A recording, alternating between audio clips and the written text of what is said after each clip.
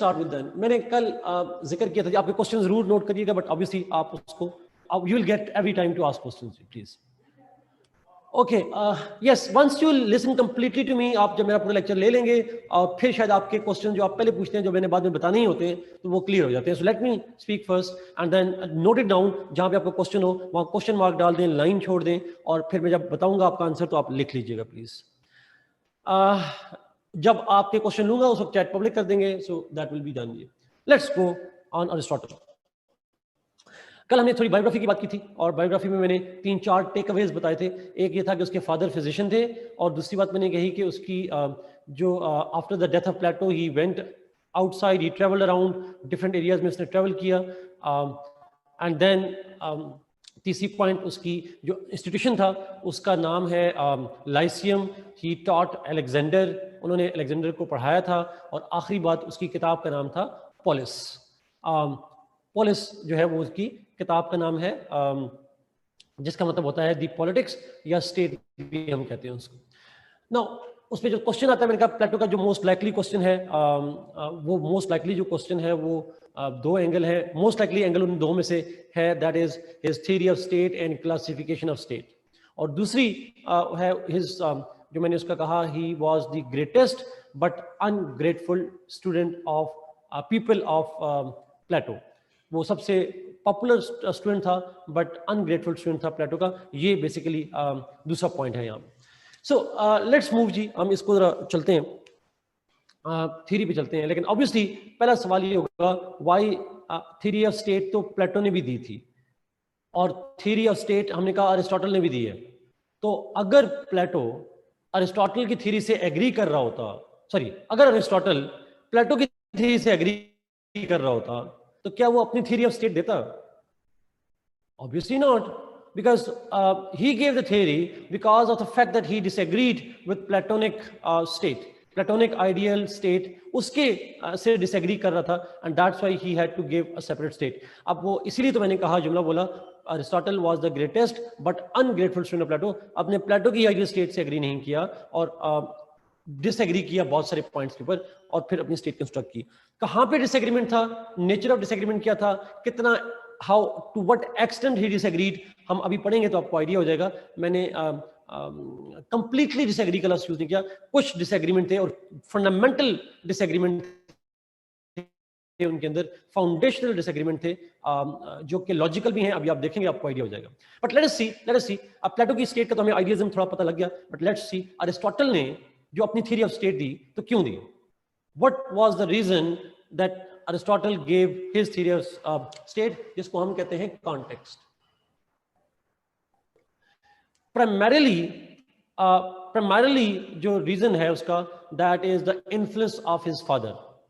He was influenced by the methodology of inquiry or methodology of gaining knowledge that he developed from his father. Who was his father? उसके father क्या कर रहे थे?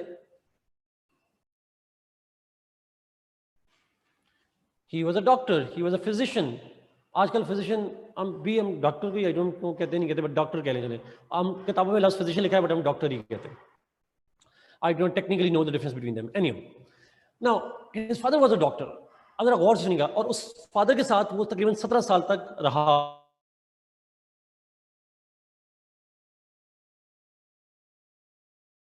अपना early childhood उसने गुजारा था। इंपॉर्टेंट इन्फ्लुएंस था फादर का, और फादर का इन्फ्लुएंस क्या था, गौर से सुनिएगा please. His father was a physician, और फिजिशियन कैसे काम करते हैं? फिजिशियन व्हेन ही वर्क्स, तो वो पहला स्टेप जो लेता है, because when he has to care and treat his patient, तो उसका पहला जो काम होता है, that is to observe the symptoms of disease, to observe the condition of the patient and all that. Observation, empiricism, उसको हम empirical evidence कहते हैं। Empiricism, something, knowledge which is acquired through observation is called empiricist knowledge, और empiricism कहते हैं उसको। अच्छा, अगला सवाल, what is observation? Observation कैसे कहते हैं? Observation is simply when you try to understand something, not know something, try to understand something by using 5 senses. Examining something using 5 senses. 5 senses कौन सी होती हैं? सीइंग, साइट, साइट होता है, फिर इसी से आपकी हियरिंग होती है, आपकी टेस्ट हो सकती है, स्मेल हो सकती है, टच हो सकता है। These are kind basic 5 senses.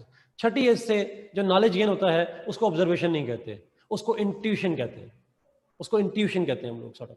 लेकिन जो 5 सेंसेस से नॉलेज गेन होता है, जो अंडरस्टैंडिंग डेवलप होती है, that is what we call the observation.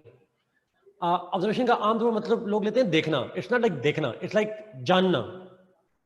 जानते हैं किसी चीज को, knowing, understanding based on use, based on your observations. Now,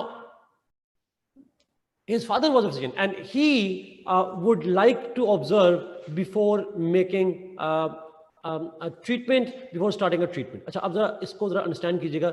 आप सारे माशाल्लाह से एजुकेटेड हैं, यूनिवर्सिटी लेवल की एजुकेशन सबकी होगी आपकी।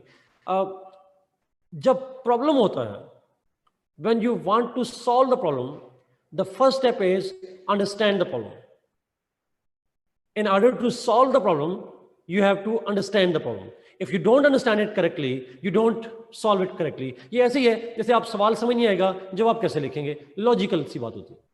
So the beginning of knowledge is understanding the problem, and understanding of the problem is not possible without observation, as per his father's profession. अच्छा, एक डॉक्टर का सब्जेक्ट ऑफ स्टडी क्या होता है? What is the subject of study for doctor? Human patient कह लें, human कह लें, इंसानी जिस्म होता है, ह्यूमन बॉडी होती है, सोल की बात नहीं होती, बॉडी की बात होती है। अच्छा, अगला सवाल है, अच्छा गौर करें तो यहाँ भी फर्क शुरू हो जाता है। प्लेटो ने तो सोल की बात करना शुरू कर दी। He talked about the human soul. अगर आपने किसी ने पढ़ा हो जो हार्मोन से या वाक्यों से, he talked about the human soul, और सोल को कहा कि 3 तरह की होती है, इंस्टिंक्ट्स होती हैं। वो नॉन फिजिकल पे चला गया, he went to the abstract notions. लेकिन प्लेटो के, अरिस्टोटल के फादर तो फिजिशियन थे, वो सोल की ट्रीटमेंट नहीं करते थे, वो बॉडी की ट्रीटमेंट करते थे, अब फिजिकल बीइंग की ट्रीटमेंट करते थे। अच्छा, अब ऑब्जर्वेशन आप फिजिकल की कर सकते हैं, सोल को तो आप observe, can you observe soul? Can you touch it? Can you taste it? You can't, it's not physical. तो अरिस्टोटल का सब्जेक्ट स्टडी जो है, इट्स टेंजिबल, मटेरियल, फिजिकल। एक पॉइंट में रखिएगा। अब अगला सवाल, अरिस्टोटल ने, उसके फादर पढ़ रहे थे, he was into studying, his father was into studying the human bodies, और सब्जेक्ट मैटर था ह्यूमन बॉडी। अरिस्टोटल लर्न करता रहा, जो भी उसने बेसिक एजुकेशन लर्न की, उसको पता चल गया कि मसले का हल निकालना हो तो आपको ऑब्जर्व करना पड़ता है। ऑब्जर्वेशन की बुनियाद पे आप अंडरस्टैंड करते हैं, then you can find a cure to that. जब वो चला गया वहां से छोड़ के 17 साल की उम्र में प्लेटो के पास अकेडमी चला गया। When he went to academy, वहां प्लेटो का सब्जेक्ट ऑफ स्टडी क्या था? What was the subject of study for Plato? Soul, yes. और पॉलिटिकल साइंस में हमने जब क्लास में पढ़ा तो हमने कल क्लास के अंदर क्या पढ़ा, वो किस में इंटरेस्टेड था? What he was trying to build justice, और एक स्टेट जो कि जस्टिस बेस्ड स्टेट हो, एक ऐसी स्टेट जो जस्टिस बेस्ड स्टेट हो। यही था ना सॉर्ट ऑफ, स्टेट बनाना चाह रहा था जहां जस्टिस होना चाहिए, एक आइडियल स्टेट बनाना चाह रहा था। अब सब्जेक्ट हमने जो पढ़ा पॉलिटिकल साइंस के अंदर, subject matter was a state which should have certain qualities. अब मेरा सवाल ये है, अब अरिस्टोटल के फादर का सब्जेक्ट स्टडी था ह्यूमन बॉडी, इसका सब्जेक्ट स्टडी था state. Aristotle then what he did was he create an analogy of state with human body. The first thing that Aristotle contributed was he created an analogy between the state and human body. और वो analogy क्या है?